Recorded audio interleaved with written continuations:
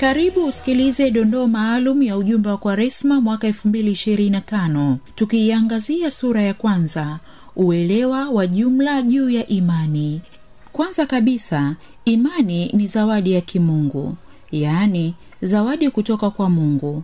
Imani si tu ni mwitikio wa kiakili wa mwanadamu kwa kweli fulani kuhusu Mungu, bali pia ni tendo ambalo kwalo mtu anajikabidhi kwa uhuru kamili kwa Mungu ambaye ni Baba anayetupenda upeo.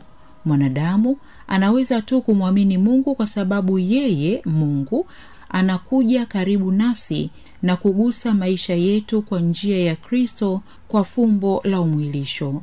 Wakati huo huo, Roho Mtakatifu akituwezesha kumpokea Mungu katika nafsi zake tatu.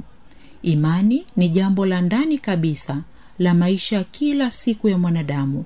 Kwa asili, kila mwanadamu anabeba ndani yake kiu au hamu iliyofumbika ya Mungu. Tamaa ya kuwa na Mungu imeandikwa katika moyo wa mtu kwa sababu ameumbwa na Mungu na kwa ajili ya Mungu.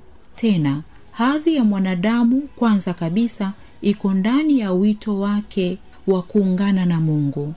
Imani kwa Mungu ambaye ni upendo, anayejiweka karibu na mwanadamu kwa umwilisho wake na kwa kujitoa kwake msalabani, na ambaye anatuokoa na kutufungulia tena milango ya mbinguni, yaonesha dhahiri kuwa utimilifu wa mwanadamu unatokana tu na upendo wake kwa Mungu.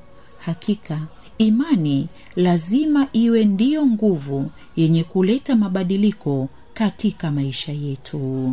Simameni imara katika imani. Ujumbe huu wa Kwaresma umeletwa kwako na Radio Maria Tanzania kwa kushirikiana na Baraza la Maaskofu Katoliki Tanzania, TEC.